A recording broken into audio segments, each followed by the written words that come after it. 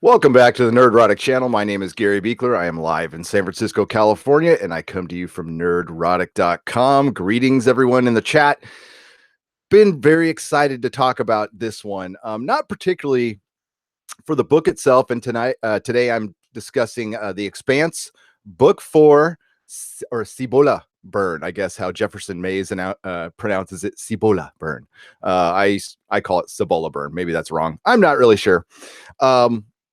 And this book is a bit of a mixed bag, to be honest with you. And I've, in our recaps for The Expanse, there has been some discussions about this, and the general consensus seems that it's not everyone's favorite. I liked it. I liked it for what it was. It's not the best book, but I think they could find a really good season 4 within this.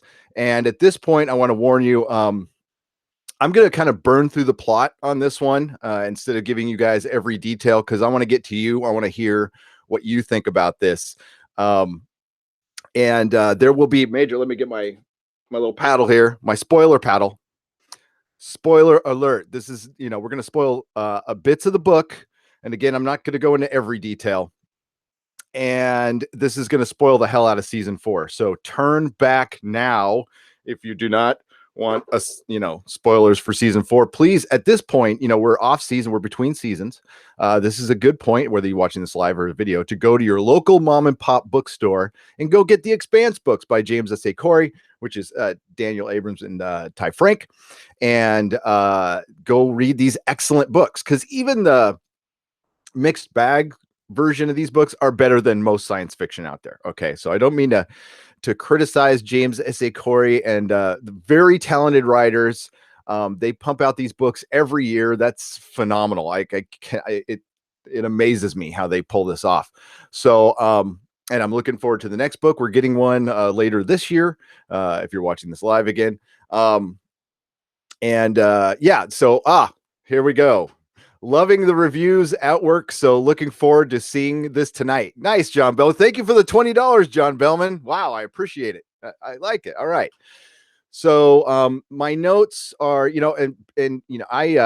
what I do is I reread the book and then I listen to it in audio and I try to make notes, but I also collate notes from other book reviews. There's too many people to credit, so I will credit you guys in the description, and we'll get to the plot. And again, I will try to go through this as fast as possible so I can get to you in the chat. I tried to get this down to something, reasonable. And the book starts out, by the way, let's talk about our new characters. So our new characters are Elvie Okoye, who is an exobiologist. She is working for the, oh gosh, dang it, I just lost it. I hate losing it that early. The RCE Energy Corporation. And again, the bad guy, this book, for one, does have a legit bad guy, which I'm going to get to, but it's the corporations that are kind of evil in this. Although RCE isn't, they actually tried to do things by the book. And I think it's more circumstances that are the big bad guy here, and just the human condition, possibly, and how we humans react. So we have Elvie Okoye, who's a scientist for the RCE Energy Corporation.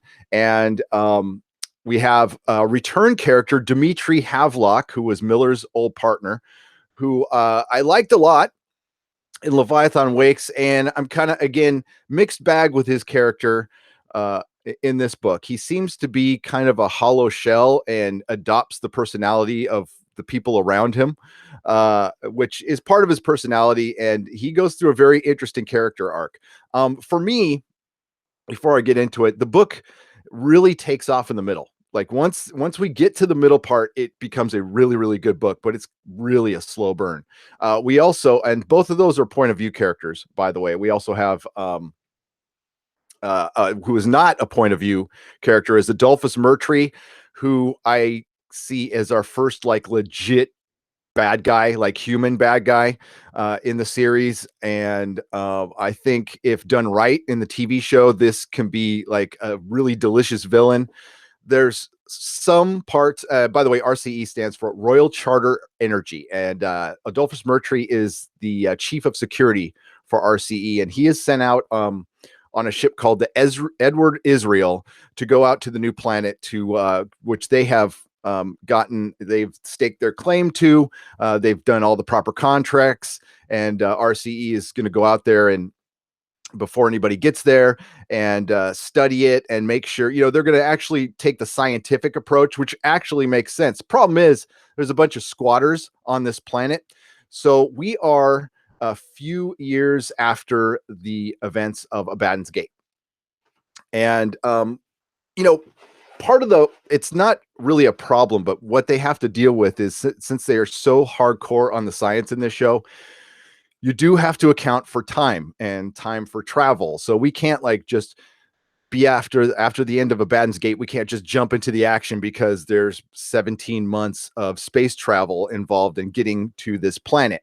So we got some colony ships have been going through the wormhole gates and colonizing other worlds, expanding humanity's frontiers beyond the Sol system and at a furious pace. Bashir Merton, who we know from, he's an old friend of Prax, and his son Katoa, he was in the season 2 briefly, and his son Katoa was in season 3 and played a much bigger part than he actually did in the books, and he's the one who died. And Bashir is grieving his son, and he also feels like he found out later that his son was alive when he left Ganymede, and he's dealing with that grief. He's also dealing with the grief of after they left Ganymede, they had nowhere to go, and they were on the ship, and they would go from port to port, and nobody would take him and his family in. And he's got a little son and a little daughter and his wife, who's a doctor, and they finally just squatted on what they call Illis. And this is a new planet that is beyond the ring. There's thousands of systems they found, and a lot of them have habitable planets, they find out. And this planet, Illis, is the 4th planet from the sun, and it is right in the middle of the Goldilocks zone. But it's got some weird stuff. It's got a bunch of moons that are evenly placed around it. And it's also got probably the largest lithium deposit known to man, or maybe in the galaxy. We're not sure. And there's something strange about that. And there's also alien ruins, which is really cool. That the best parts about this book are all the protomolecule alien lore that they mix in here. So Bashir is with the squatters, and they're with another OPA guy, and they actually built the landing ramp for RCE Energy against better wishes. They because they know what's coming. They knew soon as RCE comes there, they're going to try to kick them off the planet. So there's already a bit of a resistance, like an OPA resistance that's started up, and they were going to blow up this landing pad for the incoming shuttle that they built, basically to buy them more time so they can get, they found out there's the lithium deposit, so they're mining it, and they find that if they're able to sell this and they have buyers set up, they're able to be self-sustainable. So, but in the meantime, we have RCE coming in, going to screw it all up. And RCE is arriving on the ship, the Edward Israel, and aboard, that's where Havelock and LV is. So Bashir Merton, they set the charges up on the landing pad, and all of a sudden the shuttle starts showing up, and they're all like, yeah, we got to blow this thing up now. And I guess they weren't paying attention on how early the ship would come. So as the shuttle from the Edward Israel is starting to descend, Bashir tries to blow it up so it'll get the shuttle to turn back. Problem is the shuttle was too close. It blew up the shuttle. The shuttle crashes, killing the governor, a bunch of essential crew. But LV Okoye, one of our point of view characters, does survive. Havelock is back on the Edward Israel. And yeah, so that happens. And, so Burton is, or not Burton, Bashir Merton is really, devastated by that. He's really torn. He wants to fight for his family. He doesn't want RCE to come and take him away, but he's not really into all this death, but he's doing what he thinks is right. The Rocinante has been taking jobs escorting ships through the Sol Ring, to Medina Station now, which is formerly the Nauvoo, formerly the Behemoth. It's got a lot of different names. After they dock, Fred Johnson, leader of the OPA, tells Holden that he's received a message from Christina Avasarala that she wants to mediate the situation on New Terra before it gets too bad. And the funniest thing behind this is her and Avasarala and Fred Johnson have been back channeling because, of course, the OPA and the UN do not get along in this situation, and they don't think the UN should be giving out contracts for these planets. The OPA kind of thinks they're the ones who should. They're the ones in control of the ring right now, and they're slowly becoming a superpower. So, in the interest of peace, Fred Johnson and Avasarala have been back channeling, and they decide to pick the worst person possible for this situation to mediate it, because he's universally loved and hated. They want to bring Holden into it, which I agree would be the worst person possible.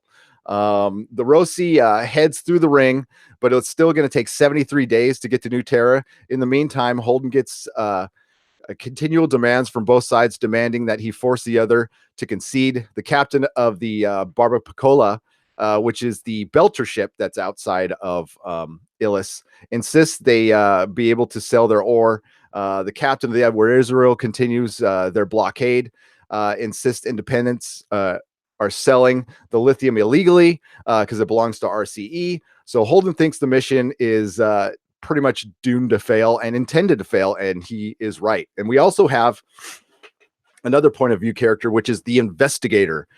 We have Miller back, and he's the best thing in this book for me anyway. Miller continues to appear to Holden as Miller asks, and Holden asks Miller how to manage to follow him, or how does he manage to follow him around, and Miller tells him the protomolecule put a local node in the ship. So and we all know it's that little bit of protomolecule that they forgot in the airlock. That's pretty much sending a beam into Holden's head and reconstructing Miller. Boz's daughter Faisha wants to leave Ilus after Bosch has done all this stuff to get his family to survive, but she wants to follow in her mom's footsteps and be a doctor. So she wants to go to Luna, and Bosch at first is totally against it. But in the meantime, that's where we and Elvie has landed on the planet. She is injured, and she sorry, I'm losing my notes here. So back to start. So Elvie crashes from the shuttle, and she's pretty injured, but she's not that bad. And she starts helping, some of the victims from the shuttle crash, and they start putting up the camp, the RCE camp, and they are actually getting help from the Belters, although they know they're the ones that shot them down. And things get really weird from this point on. Here, let's get to the chat here. And this is where things start going sideways, and this is why I love, this book and this book series, is they have stuff go to shit so well. And it's really, I don't know. It's a great testament to the writers that they can show like how humanity can fuck everything up so well. And they really think of different ways to do it. And, so that's my favorite part. Coop, the leader of the OPA resistance, tells Boz that the RC found the explosives and they need to get them off, so they'll be tracked to them. And they found that the explosives were actually in the alien structure that's there. And in the background behind, they have this like makeshift little town that they call or what RCE is calling New Terra, and it's called First Landing. And in the background, there's these giant alien structure that looks like a hive of some kind, which gives you a little background on what the alien race actually is. This is just a ruse to get Boz to come along. However, they all show up with weapons and have a shootout with the RC security team that went down with Adolphus Mertry, and they end up killing a couple of them. Chief Adolphus Murphy, head of the RCE security on the Edward Israel, takes a light shuttle down after this incident to extract the lone surviving security personnel and stop the insurgents, leaving Havelock in charge of the ship above. Holden and Amos, in the meantime, after the Rocinante arrives, land on the planet to absolutely no fanfare. They do know they're coming. The reason Alex has to stay up with the Rocinante, and Naomi, who I was afraid she was going to get background like she kind of has in a couple of books, but she doesn't in this one. But she can't come down to the planet due to the gravity. And this is a good thing to point out that all the Belters who are going to settle planets, they have to take tons of drugs. They have to do, they have to work out. They have to build up their muscles just so they can deal with gravity. And not all of them can do it. Which is something that will come up later, which is really important. They walk to the town square, and again, they have no fanfare, and they landed outside of the town, so they have to take all their gear, and they had to walk back. And they meet the coordinator of the town mayor, Carol Chiwiwi, and Murtry, and they start arguing immediately. And Murtry, who's really a company guy, argues that, RC's, we've gotten all the contracts, we did everything right. And we were these are the people who killed us. Some people in these towns killed a bunch of us. So I'm coming down here and I'm going to kick some ass and take some names. Carol Chiwiwi says, hey, that's UN rules. We don't fly by UN rules. We were here first, and you have no right to come and tell us what to do. So both sides have pretty good points. And Holden has to, be the mediator. Coop threatens Coop, who's there, who was a guy who he's basically the OPA resistance, and came up with the idea to blow up the landing pad, threatens Murtry, and Murtry shoots him in the face right there in front of Holden. And right after Holden says, I told you not to kill anybody. And Murtry said, basically things are under martial law. At a meeting with the insurgents, Basia convinces that they need Holden on their side, and they need to pretty much stop escalating things. But following that, things get a lot worse. The group recommends he talk to Holden, since Holden found his son on Ganymede. And that's going to be the last chance that this OPA group that Coop had started, is pretty much a terror cell at this point. Elvie meets with Holden a bit, and she finds she's smitten with him. And this is, I don't know how some people are going to feel about this part in the book, but for the first part of the book, Elvie is completely hot for Holden. And it has a lot to do with, she was on a very long space trip, and they do point out that a lot of people were coupling on the ship, but Elvie was really into her work. So Elvie is basically horny, and she falls in love with Holden, or the idea of Holden anyway. Eventually, okay, so she tells him that while humans have evolved for longer than the life on this planet, eventually something here will learn to exploit them. And yeah, she's talking about all the plants and animals right now. There's a bug that, like, there's an insect that if it bites you, it just falls dead. But there's like bacteria will find a way to exploit the humans on that planet, and it could be very, very bad. And Holden takes all this in, but Holden's getting overwhelmed. He's like trying to keep these two sides from fighting. There's weird animals. There's a thing called a mimic lizard that looks like a frog that throws up its own stomach and to eat something, and it's pretty gross, but it can mimic sounds and voices perfectly, kind of like a parrot. Holden holds his first joint meeting between Murtry and Chiwiwi in an effort to establish the laws on Ilus. They come to a compromise where the OPA can send ore up to the Barbapicola, but they can't sell it just yet until we get everything worked out. But they can continue mining their lithium. While out walking, Miller appears to Holden and explains the previous inhabitants of Ilus were powerful enough that they remodeled the whole planet. So basically, the planet is a machine. They did. It's a working machine, and had an orbital defense system that could vaporize. That could have vaporized Ceres and every ship in orbit right now, and probably the Behemoth if it wanted to. but they were still extinguished by the protomolecules' parent race killers. So we find out that something did indeed kill the protomolecule creator's race, and we're not sure what it was. And that's what Miller is there to find out.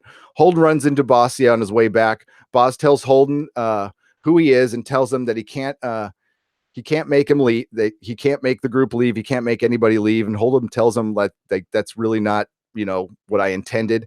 But he notices Bosia's like really nervous demeanor. Naomi calls him and warns him that there's a massive energy spike coming from his location. And all of a sudden, like, there starts to be energy spikes all across the planet.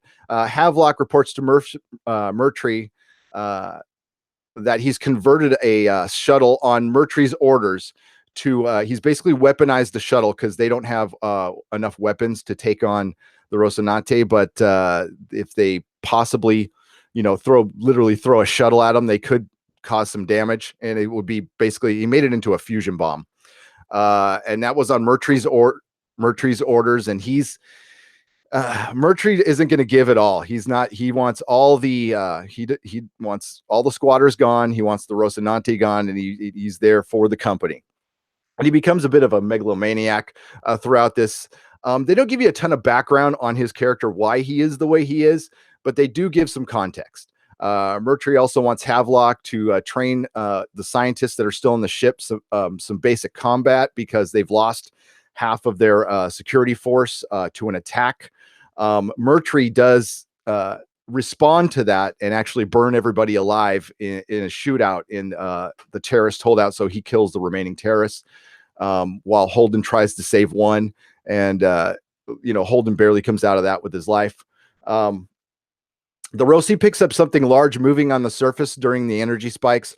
Holden, Elvie, and Fayez, who is Elvie's friend, and we hop into a cart. Or Way, who is another security guard who works for Murtry, hop into a cart to check it out. They end up going to the big alien station there.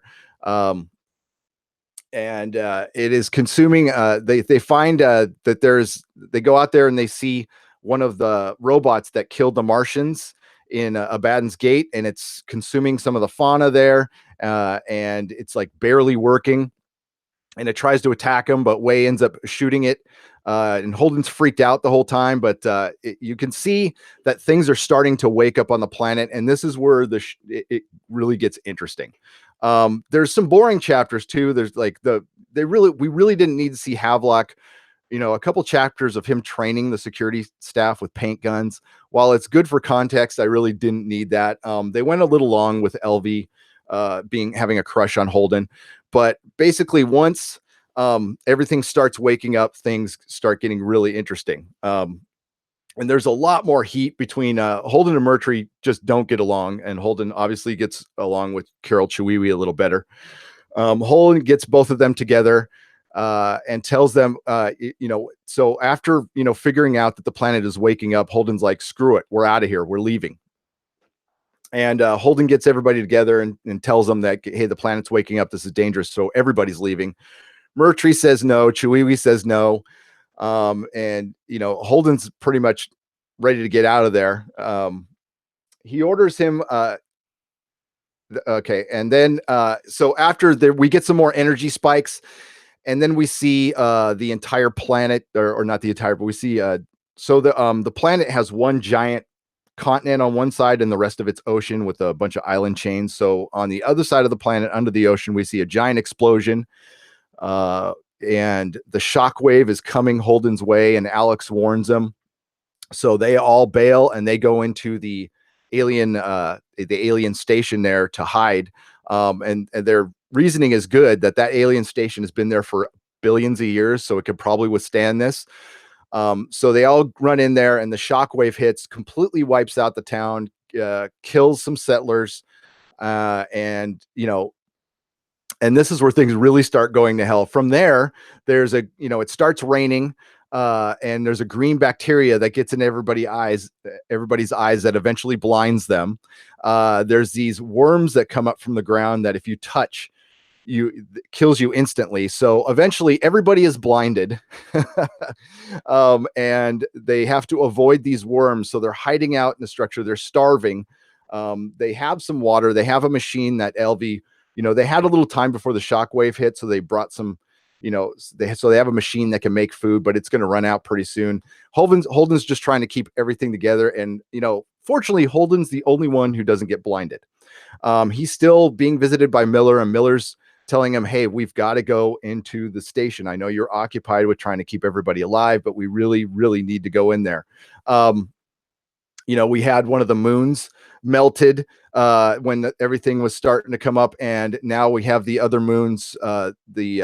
The Edward Israel attempted to send a shuttle down for relief, and one of the moons shoots it down. So now, and then it deactivated everybody's drives on their ships. So the ships are slowly falling to the planet. They're coming out of orbit. And now the time clock is ticking. So Holden has to find a way to turn off the station. That's what Miller's like, hey, we have same interests here. We have to get in there, turn off the station, and that will turn off the defense grid, and maybe it'll fire your ships back up and you can get everybody out of here. So that's the mission at the end, towards the end of the book. In the meantime, Murtry does not want to do this. He wants everything active and in place and working so the company can have it. And he just sees this as, hey, if the Belchers die, the Belchers die. So he actually offers to help them get off the planet. He sees it as an opportunity. He's like, yeah, let's get these stupid Belchers off the planet. Holden sees through this, but he's in the, he's just trying to get through this. Also, Naomi had noticed that they weaponized the shuttle on the Edward Israel on the Rocinante. So she went over there to deactivate that, and she ended up getting caught. She's Havelock's prisoner, and we get a couple chapters of her and Havelock talking. And, Havelock's amazed at Naomi, like, not getting claustrophobic in the cell and how at peace she is. And she warns him, like, we've been in these situations before, and like, you really don't want to be on the wrong side. You don't want to fuck with my boyfriend, basically. And you don't want to fuck with me. And, they have an engineering problem, and they have the best engineer there locked up. So Havelock takes a lot of convincing, and he turns good eventually. But it takes some coaxing from Naomi, and he ends up fighting the engineers that he trained in combat. Bossia Merton, in the meantime, he was put up to the Rocinante too, after he confessed to blowing up the or he confessed to being with the terrorists. So Holden made an agreement with Murtry to have him set up to the Rocinante, and so he can face trial later. And just to wrap things up here before we get to you, and again, I'm just glossing across the plot here. We get a lot more Miller towards the end. LV and Holden decide that they need to go into the station and turn off whatever is sparking everything up. Miller finds a way to turn off the station, and it's probably what killed the proto-molecule creators. There's a big black spot, what he calls like an energy a void, basically, where nothing can go. And every time any of the data or machinery or anything from the proto-molecule that is waking up goes in there, it just immediately dies. So they have the idea of, like, let's walk everything in there so we can just shut down the station. And in the meantime, maybe Miller can look into the eyes of the proto-molecule's killer, and they can figure out, like, what exactly did it. So, of course, Murtry is trying to stop them. Amos is in tow. We get some Amos action, but he gets pretty fucked up, actually, by Murtry, but Murtry snuck up on him. LV and Holden, eventually LV's crush on Holden subsides when she has sex with her boyfriend, or with her boyfriend to be, with her friend. And it's fun. There was a really funny scene where Holden, like, finally confronts her on it, goes like, listen, I know you're attracted to me, but it's not real. And she was over it at that point. She's like, what are you talking about? So at the end of the book, where most of the action happens, we have a face-off between Murtry and Holden, which is like, they even mentioned Black Bart. It's a gunfight, and it lasts about 3 seconds, like most real gunfights did.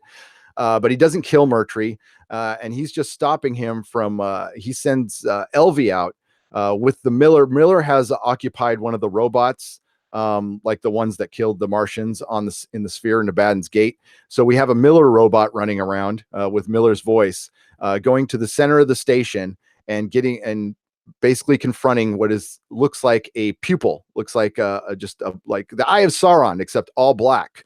And that is what killed the Proto-Molecules creators.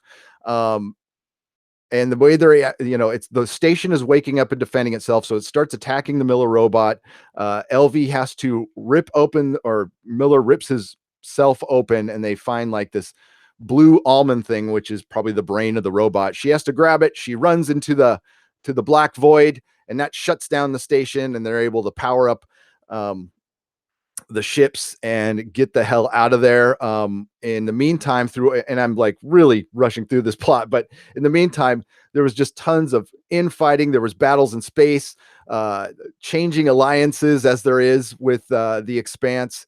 And yeah, the end of the book got really good, but the first half was like a little bit of drudgery. So I liked it for the most part, but it's not the best book they have. All right, now I'm going to get you guys in the chat. I hope that was quick enough. Hi, everybody in the chat. Let's go back here. Penn Farm Girl gives us $5. Thank you, Ed. I've been slacking off and haven't read the book yet. I'll watch this once I do. Just wanted to say hello and hit the like. See you for Preacher. See you for Preacher, Penn Farm Girl. Yeah, I don't know how many people have read the book, how many people like the book. I really want to know. The weakest character for me, unfortunately, was Havelock. I mean, he came together at the end, but I don't know. And Bashir Merton, the first time I read it, I didn't love his character. Second time, I kind of understood it more, and I liked his character arc. It was redeeming. He was still mourning his son and leaving your son behind, which is heart-wrenching. There are a couple chapters here that set up the next book, which is my favorite. Nemesis Games is absolutely my favorite book. I can't wait to talk about that one. That one might be a 3-hour live stream, because I really, really want to talk about that one. I love it so much.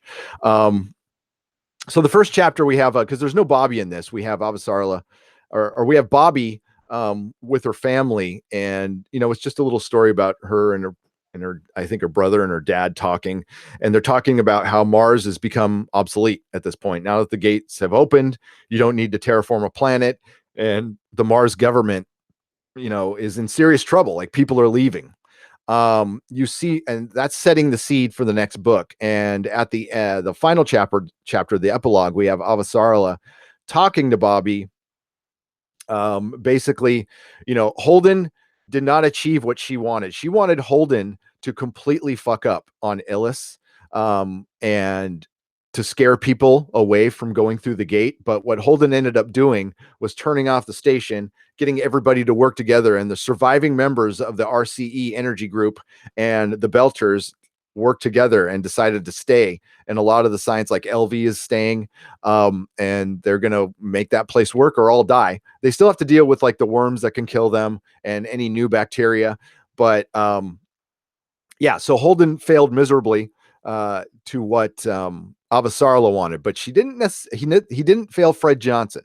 Fred Johnson really likes to play both sides, and Fred Johnson is not in control of the OPA. He's pretty much a useful idiot at this point. And yeah, they really set up things great for the next book. The squatters are indeed mining the planet. They're mining the planet for lithium. And the lithium deposits are basically because they made the planet a giant battery to work all the stations.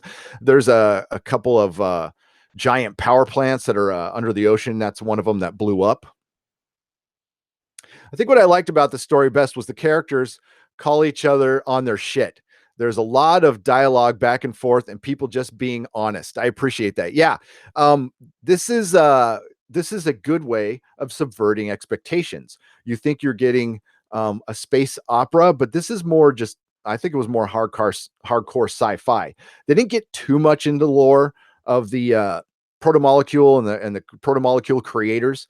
They just through, especially in the last Miller, the last Investigator, they give us, you get for one, the creators of the Proto-Molecule are a hive mind, and apparently somewhere on their planet is a library where the old ones went. They were physical beings. They had transports and like little carts that they moved around in the alien station. And basically it was a big energy. It was a big power plant and they think it maybe helped power the gates or power other gates. They also, it did a lot of things, but they didn't really go into like where they were from, who they actually were, what they physically looked like. We still don't know. We know something very powerful killed them all, but that might have been a good thing. After reading the story, I'm not sure. There's a part where Elvie goes into the black spot and where everything protomolecule and or anything from the protomolecule technology dies immediately. Elvie, when she takes the blue almond Miller thing and runs through the spot, she gets unmade and then remade. So it didn't destroy her, and I think that's a big hint of what that could be. The payoff on that, that'll be really interesting to see what the payoff of what, when we finally, or if we find out like what the protomolecule creators were and what killed them. I don't know if it's that necessary to have a full payoff on that. What do you guys think? I am just halfway through the 7th book and I am enjoying it a lot. Says Shauna Carmichael. Yeah, the 7th book, we'll get to that.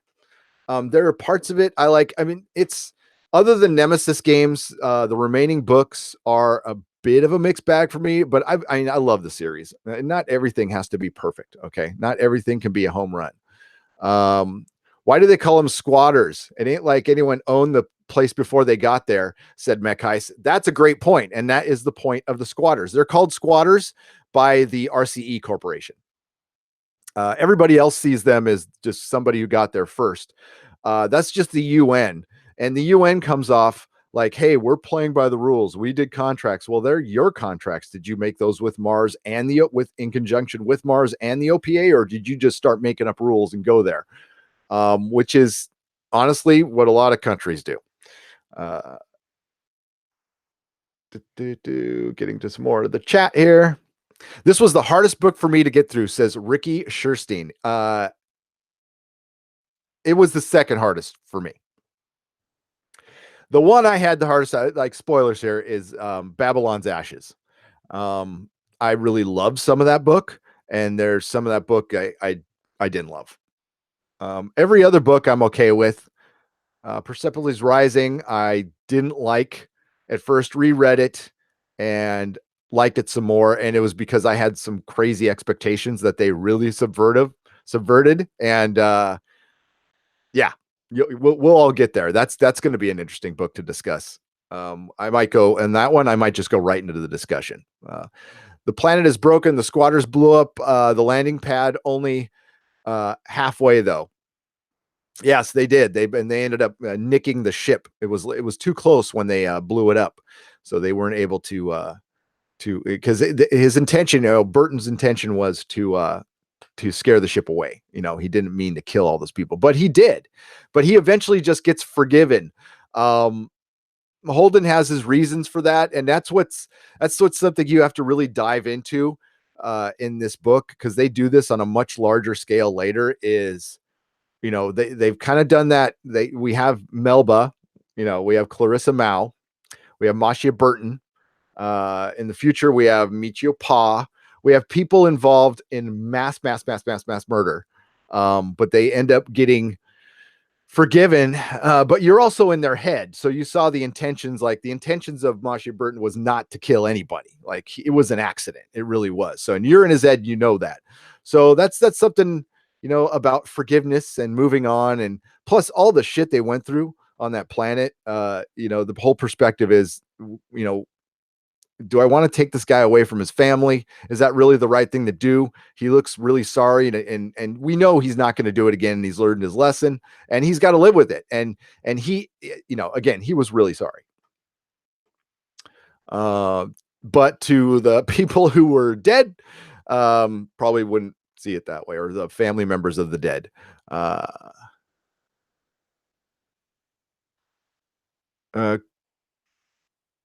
Mechheist, calling everything proto-molecule makes no sense to me. Proto-molecule was just a tool the civilization made. Why not give them a name?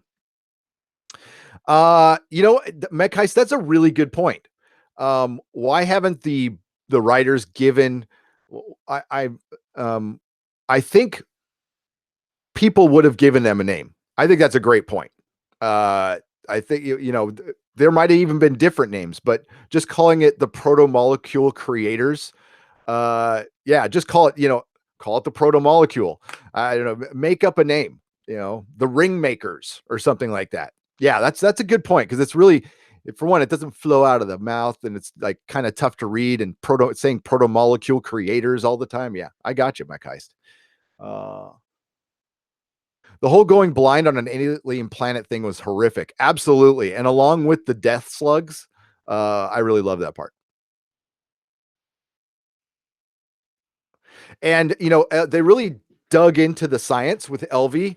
Again, I am not a scientist, so I don't know how much of it was exact or real, but I think they do their research on this book. So I'm going to say it sounds good. Sounds good to me. Sounds totally convincing. And, they have a reputation to protect on being like pretty spot on scientifically. So it sounded great, guys. Somebody broke what the proto-molecule had made. Yes. Somebody, yeah. Well, somebody had broke, and it's really interesting when you get in the head of Miller 113 times. It reaches out. It reaches out. It reaches out. And when I first heard that, I'm like, this is going to be annoying. And it's not. It really gives you tons of answers. And it's also gruesome. It's really gruesome. You find out that it basically makes Miller and kills him like millions of times. Like once Miller starts going out of his parameters, it kills him and rebuilds him. But once, basically he's testing boundaries like a child. But eventually, once he starts going past his parameters, it stops killing him. And that's when we know we're starting to get to some answers. But within Miller's head, in those chapters, you're hearing that there's still conscious other people alive within the proto-molecule that are like begging to die. And it sounds utterly horrific. Basically a blue hell. If I could reach out that fast, I could snag cash out of people's hands and they'd never see it, says Matt Geist. It reaches out. There's a lot of bad jokes there too, which I won't get into. And nothing answers, says Giovanna Dutlick. Yes, it reaches out. It is aware it's reaching out, but it's not aware because it has no awareness. It does a lot of that. It is conscious, but yet it's not conscious. It isn't conscious, but it contains parts that are. Says Mechheist. Right. Shauna Carmichael. Hey, have any of you seen the UK show called Utopia? It's worth a watch. I have not, but I'll check it out. Wonder what they're going to do with Bossia character, says Dina McCombs. I don't know. That's the biggest thing out of Persepolis Rising, especially after Nemesis games and Persepolis Rising. You got to ask, like, who's still alive? They bring, I don't think they're going to bring back what James S.A. Corey likes to do. And this doesn't go well with the show. And you already see the show changing this, is they bring in new perspective characters who are main characters. And a lot of times the crew of the Rocinante they turn into C characters, basically. That's not my favorite, especially after Nemesis games. After you read Nemesis games, you're like, oh, but I understand why they do it the way they do. It really differentiates, makes it different from the book, or it makes the book and show different. And they're not going to be able to pull this off on the show, though. So they're going to have to find a way to bring in Avasarala Lamore, bring in the crew of the Rocinante, and obviously Bobby is a main character now. So like Bobby's going to be involved in the next book. And these are good changes. Anyone recognize who the consciousness are? The one that is begging to die. Now that is horrifying. Yes, Mechheist. That one, I was listening for that because they do that a little bit in Abaddon's Gate when they're talking about the proto-molecule and you're in Miller's head. I think it's just random people. I'm paraphrasing here. This isn't the exact, but they always talk about a woman is smelling a flower. and a man is screaming. It's pretty horrific. Right, isn't it? Being trapped and wanting to die but can't shudder. Absolutely Viking bitch. I liked it when Miller took Holden on the ride through the tunnel system at 200,000 miles an hour. Yeah, that was cool. That was really cool. And then Holden took a nap. So during this whole mess, Holden is awake the whole time. He's taking he's basically on speed. And he starts losing it towards the end. To where even the Miller ghost is like, dude, you need to get some sleep, bro. The flood and all should be exciting to see on screen, says Dina McCombs. Yes. And this is a good point to bring up. It's a perfect time for this to be at Amazon. There's no way in hell sci-fi could pull off being on an alien planet the whole time, having giant alien structures in the background, a bunch of space shit going on. Like there's battles in space, a moon melting and crashing. Here are the problems with season 4, though. Havelock's not going to be in it because he is now Magnum PI, unless you recast, which is fine. But I like the guy who played Havelock. And without Havelock, I don't know. And that's an important part for this. And Avasarala, are they gonna be able to get her to be basically a guest star where she's kind of in the beginning and kind of at the end? I don't know. I don't think budget's gonna be a problem though. I think we're gonna get a lot of stuff, and seeing half of a planet, blow up or giant, basically, which looks like Krakatoa blowing up, but 10 times worse, and a big shock wave going off, the flood. Yeah, that's gonna be nuts. And then the end where they're in this giant alien structure and all these machines that are like, the way they describe the robots sound like a special effects supervisor's worst fucking nightmare. They're kind of like Swiss Army knives made separately that come together. Everything's all jagged, and yeah, it's all little pieces. It'll be really tough.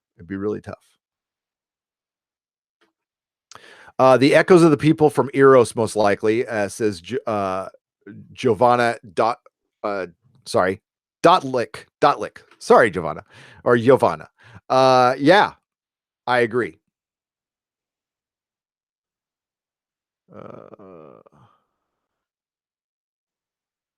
I'll bet Julie is in there somewhere. Yes, and they mention her at the end.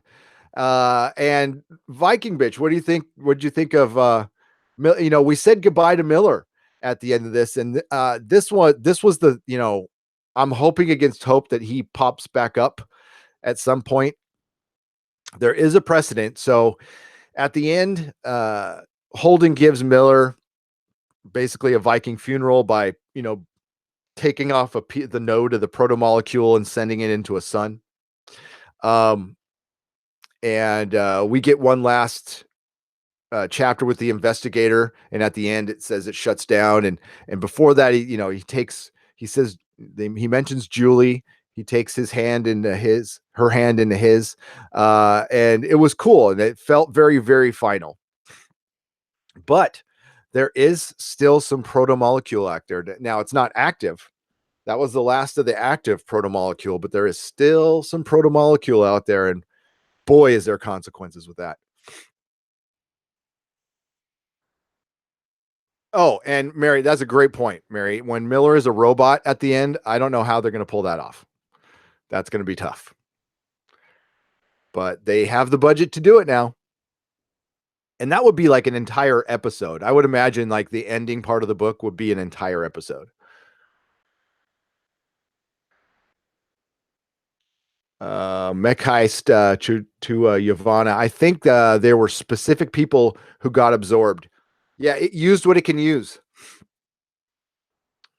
Just saying you should read the books. You should. Not to should you. It's kind of a thing we say in AA and NA. Don't should people. And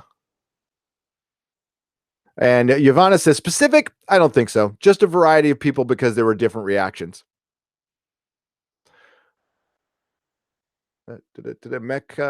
Julie is in there. Yeah, I'm thinking she is. Yeah, she is. She was the seed crystal. So they're going to, well, I don't know if maybe Miller was just imagining taking her hand into his, but They definitely mention it. Not sure.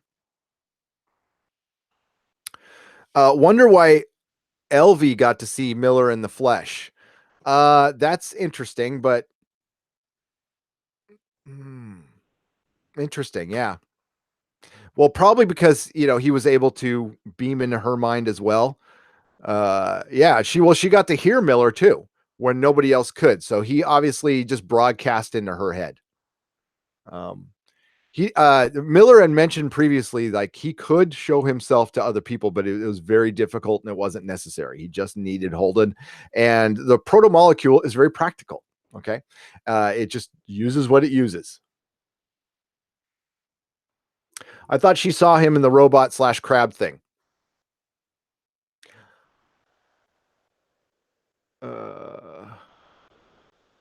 I think she I'm trying to remember back to that. I think she thought she saw him. Kind of like Holden did for sure. Holden saw Miller and the robot at the same time, and it started giving him headache. Uh, you know, so Miller's like, I pick one or the other, or Holden said that.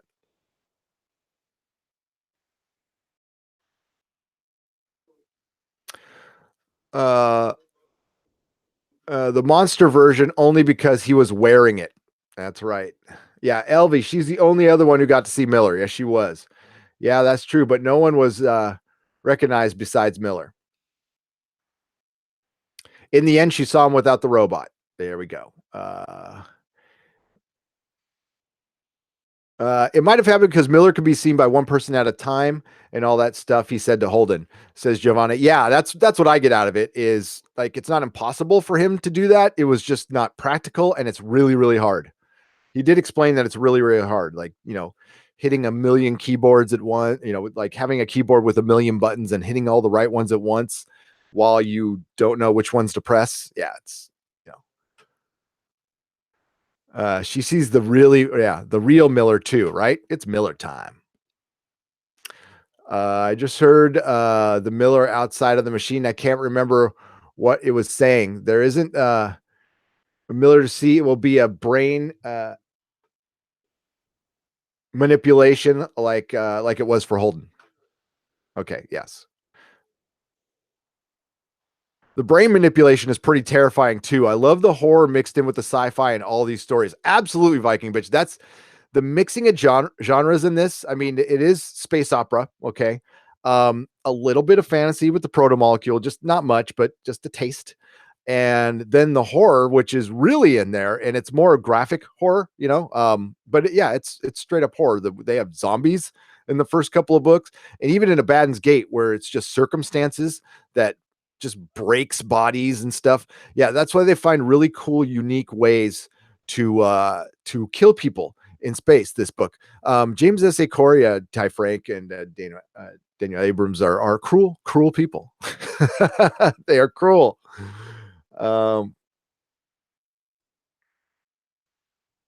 Giovanna, not really see, but that's the best word for it. Gotcha. Absolutely. More like think, imagine. There's a disconnect. Miller was sharper and saner in the slow zone because of the reception by the stuff on the Roci. The machines on the station was where they were supposed to actually be, quote unquote, right?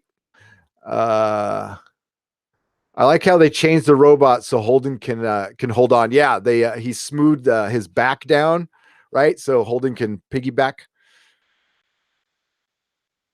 The robot was out of a nightmare, absolutely, and I can't wait to see how they interpret it. Miller's like a copy of a copy of a copy of a copy, each becoming a little more faded. Yep. It's very cool how Miller could be inside something and too big to fit inside some other place. Yeah, Mech Heist, when they were in an enclosed room and Holden realizes in Abaddon's Gate, he's like, oh wait, there's not enough room in here for two people. Ouch. And his head starts hurting. Yeah. Yep, the fusion doesn't work anymore. Oh my goodness, I'm behind on the chat. There we go. Okay. I'm going to get to the bottom and then I'll scroll my way back up. Do you think season 4 will just be based on this book or will they extend it to season 5? Asked Rubicon Alpha. That is a great question, Rubicon Alpha. How are you? I'm gonna say no. I think they're gonna break their structure. I really loved how they did things, by the way, and I've said this a million times, how they stretch books, over one season, end it in the middle of the next season, and stretch it throughout. I don't know. Well, let me take that back. The word on the street, I'll start it with this. The word on the street is we're only going to be getting 10 episodes a season and not 13. So, but they're going to have much more budget. And one thing they were keen to point out, and I've heard this from all the actors, and they also mentioned this at Comic-Con. They are not constrained by 42 minutes anymore. So they can do an hour and 5 minutes, an hour and 15 minutes. So I think we'll get just book 4 in season 4. Now, I think they might go back to that with Nemesis games, because you could actually I want them to stretch Nemesis games out. They could stretch that over 2 seasons. I'd be totally happy. That is an insane book. Insane book. I'm actually going over it right now. The next book we're going to do, by the way, is The Churn. So that's your homework, everybody. It's just a novella. And that'll be 2 weeks from today. We're going to do The Churn, which is my favorite of the novellas. And we'll mix in the novellas, just the big ones that are important. There's like 3 that I would consider really important. Not saying the other ones are bad. I highly read all of it. Read all of it. The beginning was hard to get through. Yes, Mary, it really was. Did anyone get the audiobooks for this series? They are very, very well done. I recommend them. Sean Carmichael, 100% agree. Jefferson Mays. One of the problems with Cibola Byrne is it wasn't at first read by Jefferson Mays, and I guess he went back and did it. Because the guy who read Cibola Byrne before made Marcia Burton sound like a halfwit. It was terrible. It was terrible.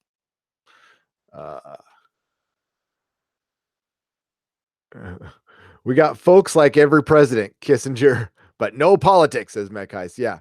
The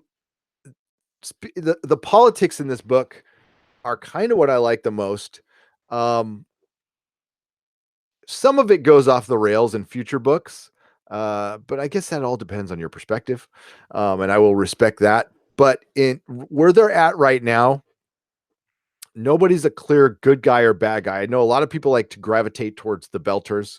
We all do. We all love our rebels. Okay. But the Belters are now becoming,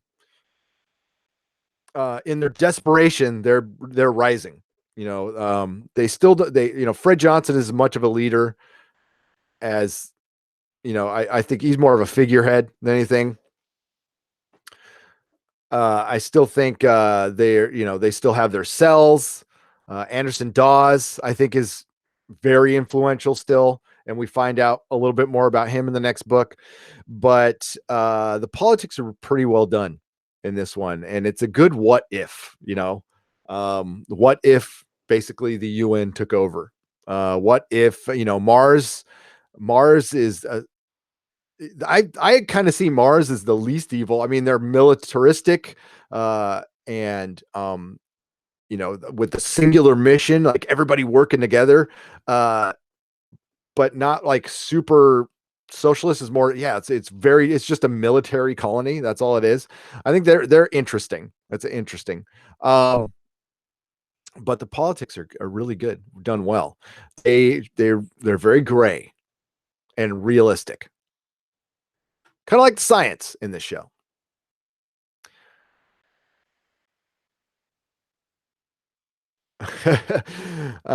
It's mech theist. As in I pray to machines every night. Oh, it's mech theist. Sorry, I always say mech heist. I forget the T. So mech theist. Mech theist. Thank you, mech theist. I apologize for all of my mispronunciations. If I'm mispronouncing, please correct me. I don't get butthurt by being corrected. Okay. I am the last person to get butthurt about being corrected on things. Mary Ashby, thank you for the $2 super chat. What was the tunnel that Holden was zooming through? It was it was basically a little access tunnel. that goes through the station. So there were physical beings in that station, or it was to carry something, or it was to carry machinery, but it was just like a little cart he was in that could go 200,000 miles an hour or whatever.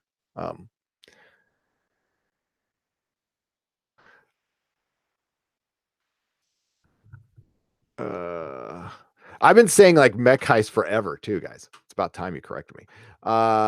First, if you don't succeed, kill and kill again. Tommelfinger says the tunnel was a billion years old transport system. The last book I thought was okay. I can kind of see where they're headed to with the story. I just don't like how they crapped all over Clarissa. Says Ricky Schnurstein. Am I saying how close am I getting, Ricky? I'm just gonna say Ricky. I don't want to fuck that up.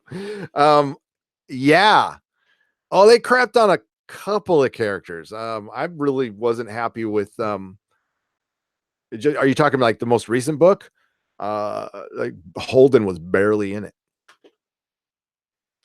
And I like Holden. I know he's not everybody's favorite, but I like Holden. Plus his perspective, you get the crew.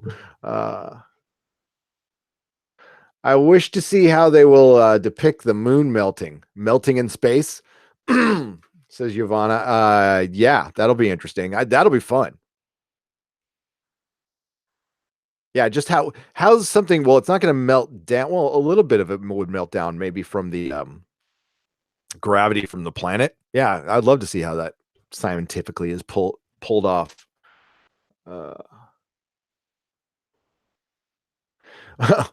What's the sense? Nobody's going to watch the Magnum reboot, says Love Pond. No. How's it going, Love Pond, by the way? No, I'm not going to watch it. Magnum is Tom Selleck, just like the Terminator is Arnold Schwarzenegger. Okay. What's up, Tim F? How you doing? Mech Theist says, it seemed to me when we last hear of Miller, he enters some kind of meta state, and I have no idea what that means. I think he just shut down. That's the way I saw it, that he looked. Part of the reason they brought him out there is he was the investigator, but he also knew how to die. That they made a point of saying, like, this guy knows how to look for things and die. So we need him to look for things, then die. Is he gone forever? I don't think so. I think if there's an active form of the proto molecule, they can bring him back. I'm just not sure if they will. Maybe at the end. I don't know. But would you hate it if Miller came back? I wouldn't. This answers the question right here. Dina McCombs. I hated not having Miller in the next 3 books. Yep. There's no more Miller after this book except for honorable mentions, says Ricky. Yep. More vomit zombies in the future. Yay. What's the little vomit zombie between friends? Exactly, right? LV becomes important later. She does. They bring back some characters, they mention some others, and some other characters may still come back. She got to see Miller in the flesh because she's a perv. We're all pervs in here, buddy. Thank you. My mispronunciations are part of my charm. Yay. Good. Belters are bad guys from the beginning, says Nigel Brought Savage.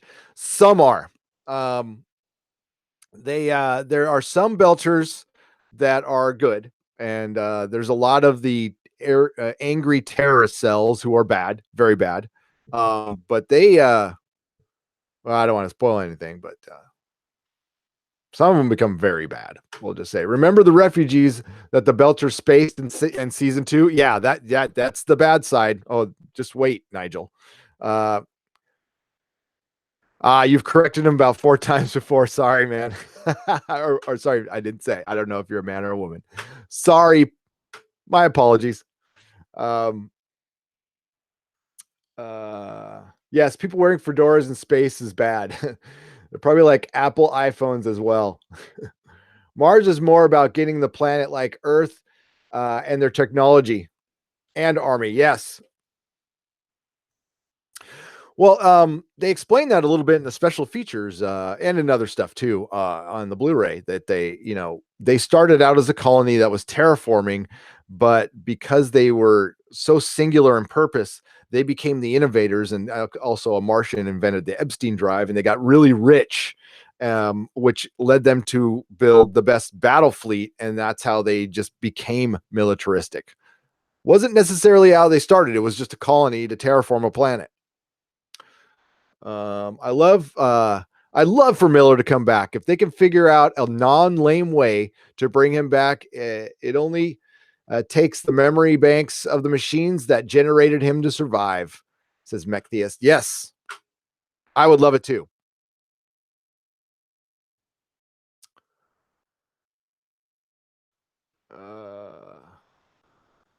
Okay, got it, Nigel. It's the D is silent.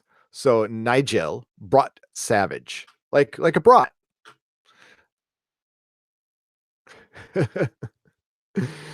I love brats. They're really good. I've got a German last name as well. And it's like it's been Americanized, manipulated, and it just made it worse because last name is Beekler, but it started out as like Buckler, had an umlaut. It was Bukler, and it turned into Buechler. Don't ask me how that happens.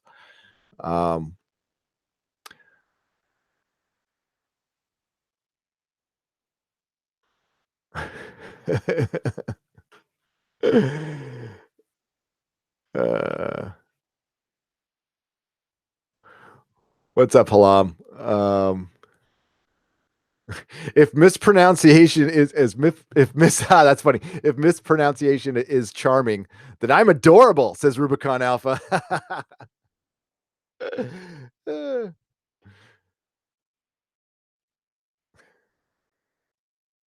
I love the Mandel variety, right? Well, that and Earth and the UN automatically assuming they had authority on Mars. I get the impression people fled Earth to get away from the UN. Yes. Well, yeah, I love how they do. It's not like Utopia, Nigel. They've got the UN there, and half the people are on basic, and they live miserable. And it's like the worst kind of hell. Like people choose working in the belt and the military over basic, and it's threatened. A lot of people are threatened with basic a lot, and they're like, no, no, no, no. So yeah. And Avasarla mentions that, hey, this ring thing is awesome for Earth if they would leave. If half our planet leaves, we just build more houses. If half of Mars leaves, it collapses. Or if even a fifth of Mars leaves, they collapse.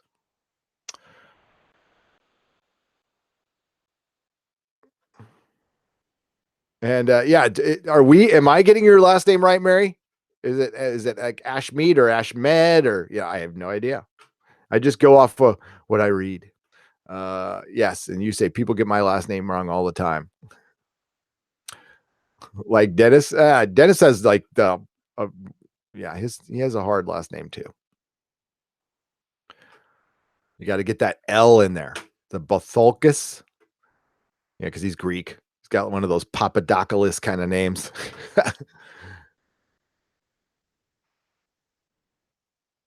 Pakistan and China versus USA and Great Britain. Who will win the fight? In what? Soccer match? I would pick Pakistan and China. They are much better soccer players than the US soccer players.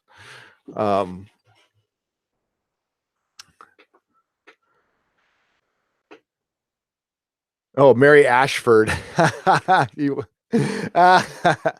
Ash Mead. There you go. So I get one right. A broken clock is right twice a day, right? Blind squirrel gets an acorn once in a while.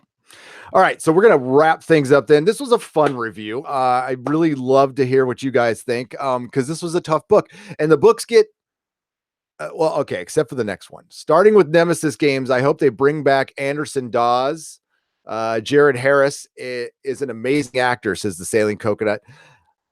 Yeah, I don't know if he was missed. And I would like them to weave his character in more. Fred Johnson's another one. When I was bringing up earlier, season 4 is going to be a problem, is the actor who plays Fred Johnson is on the Orville. So I don't know how they're going to work that. But the thing is, when you have streaming television shows that are only 10 episodes, you don't lose an actor to one series anymore. So they can bring them in. It'll be interesting. And I'm not sure if the actress playing Avasarala is going to come back either. So I don't know. I will let you know as soon as I find out. Bad Bunny's not here right now. He usually knows all that stuff. But I'll look into it. And on Monday, when I do the nooner, I'll let you know what I found. I'll ask around too. And if anybody has any inside info, I am very good at not telling who tells me. And you can go ahead and email me at the about section of this of the YouTube channel. My email address is there. Hit me up. Great review, good book, great chat. Great chat, Viking Bitch. You guys are brilliant as always. There is so much more to talk about. And there's 2 more live streams today, everybody, because we have an episode of Preacher coming up. And then a little show called The Venture Brothers comes back, which I cannot wait for. Apparently those episodes are floating around. They got leaked. I choose not to look at that stuff. I'm going to watch it where I'm supposed to watch it.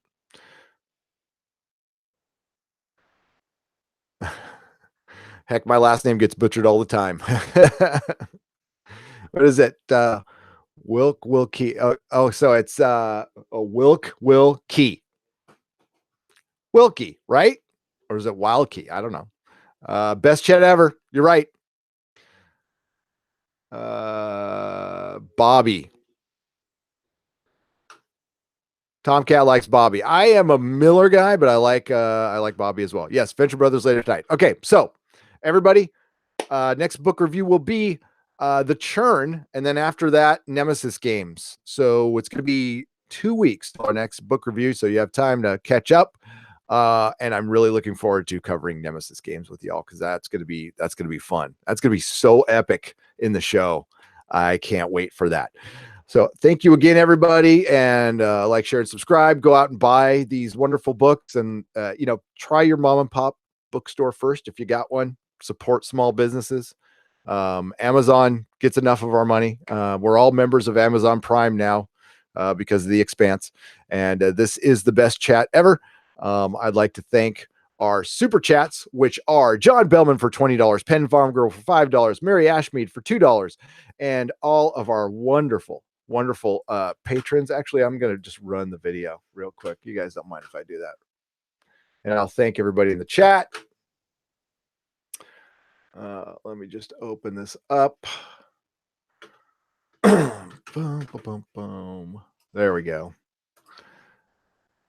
I need a producer one of these days, but I don't mind being my own producer. Present to everyone. There we go. So, and I'm going to thank some of you all in the chat while we're doing this. Boom, boom. All right. So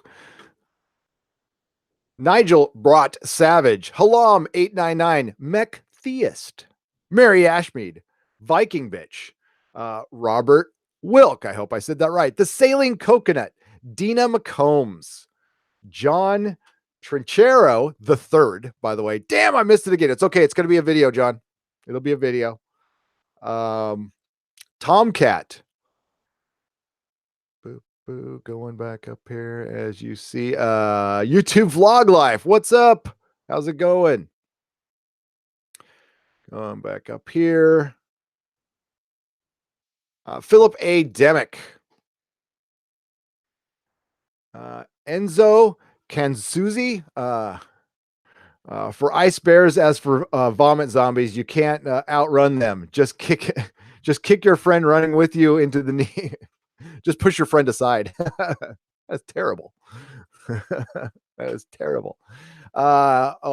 Jan Fulton, or Jan Fulton, greetings from Norway. Looking forward to seeing this book on screen. Yes, absolutely.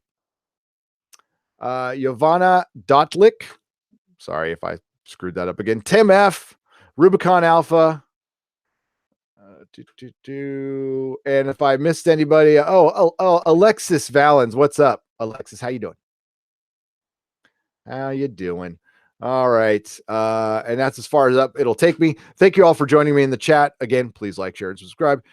Expanse fans, you guys are the best. You guys are the best, and everybody in this chat is the best. There will be 2 more live streams again, like I said before. And if any crazy news comes, like, yeah, check out. We had a really good chat with Patrick Stewart coming back to Star Trek.